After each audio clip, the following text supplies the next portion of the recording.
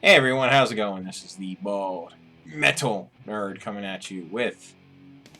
This is not the final part of the video series of my top 50 albums. I'm going to make a few videos that are going to be bonus content for this. But I'm definitely going to do my, top 10 list, this is really where the rubber meets the road. And,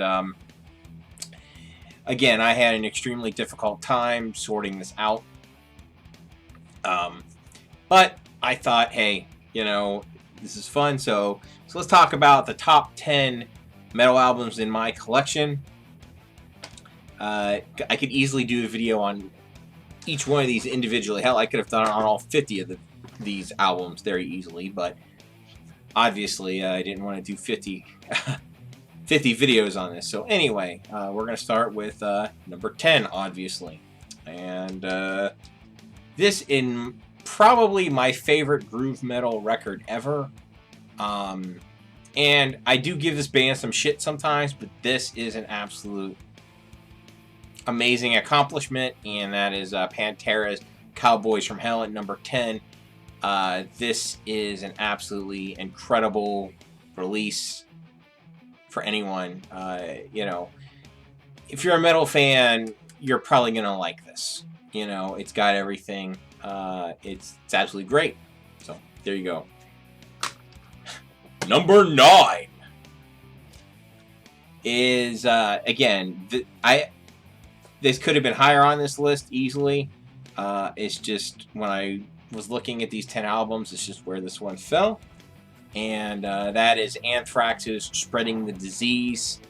It's my favorite Anthrax album. Although I have several that contend for that spot. This just beat out the other Anthrax albums just by a hair. I like it a little bit better than Among the Living. I don't know why, just by a hair. So there you go, Among the Living, absolutely amazing. So moving on, this is one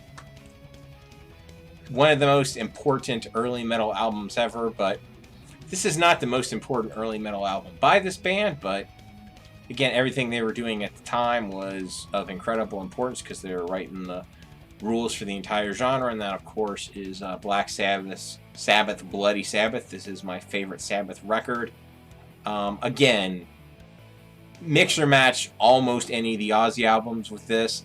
I didn't much care for Technical Ecstasy or Never Say Die, but the other early Ozzy stuff could have easily beat this out. It's just where this happened to fall. So there you go. Okay, moving on. We got Testament's The Gathering. This is what is this? Number 7 is what we're up to at this point. Yeah. Number 7, Testament's The Gathering. And I know it's a controversial choice for this to be someone's favorite Testament album, but again, it's that kind of mixture of old and new on this that I really enjoy. And I think this is absolutely a groundbreaking, fantastic album. Okay. And number 7. Wait, 1, 2, 3, 4, 5. There's a 6. Hold on. I'm sorry. This is number 6. My mistake. Yeah, number 6. How appropriate for this band. Slayer's South of Heaven. This is my favorite Slayer album. I know a lot of people it's Rain and Blood, but for me, South of Heaven edges it out. I just feel the songwriting's a bit better than Rain and Blood, although Rain and Blood is pretty much perfect as well, so it's really a coin flip between the two. This just slightly edges it out. And this next one should make Ron pretty happy.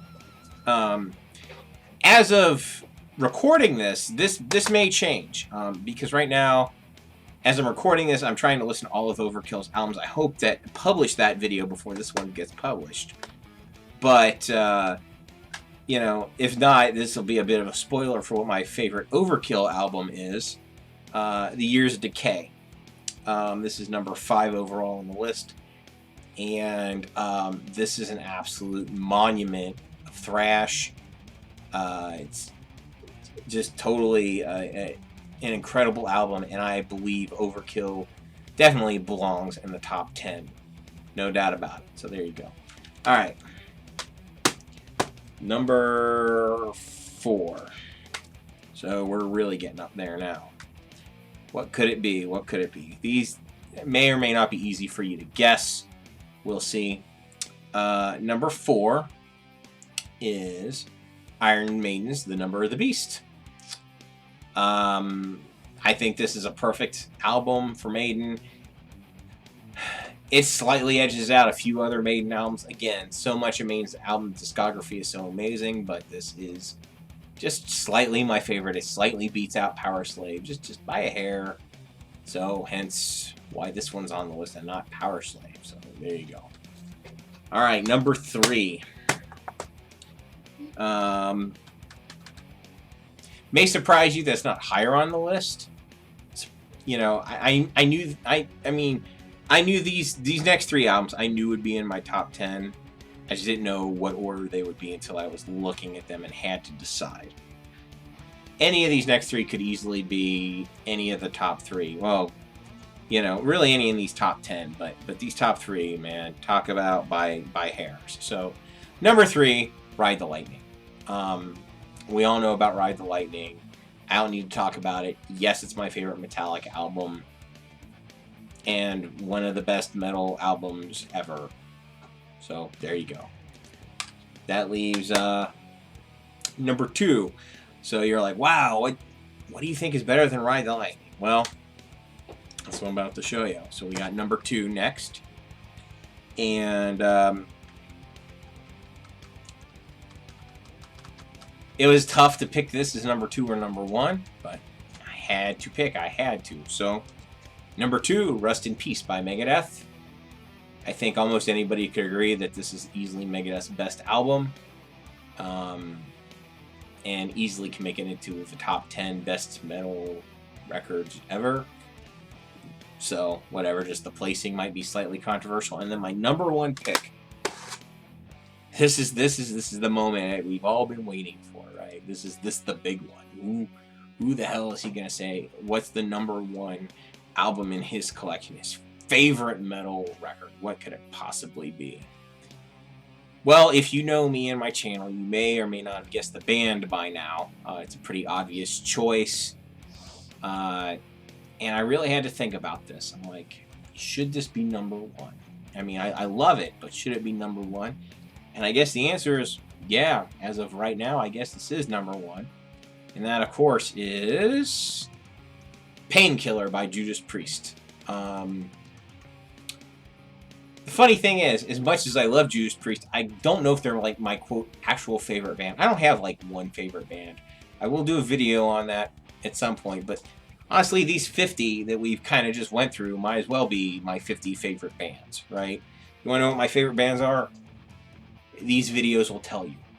You know, because if they made this list, it's absolutely one of my favorite bands. So, as far as the order of these albums on the list, it doesn't necessarily mean that, you know, that it's my favorite band. Like, for example, I would rank Nevermore a lot higher than like, as far as the pantheon of my favorite bands, Nevermore would be above Pantera. I like Nevermore more than Pantera, even though Pantera was higher on this list. So this is not a 1-to-1 representation of number 50 on my list is my 50th favorite band, or the number 1 album on my list is my favorite band.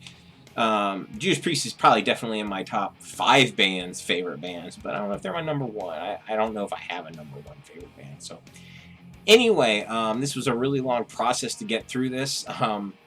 You know, thank you so much if you've watched all of these videos. I really, really appreciate it. I will be doing a couple more videos on this. I'm going to talk, in the next one, I'm going to talk a little bit about basically 10 albums that didn't quite make this list, and I'll give the reasons why. And that's pretty much it. So thanks so much for watching, and as always, live long and prosper.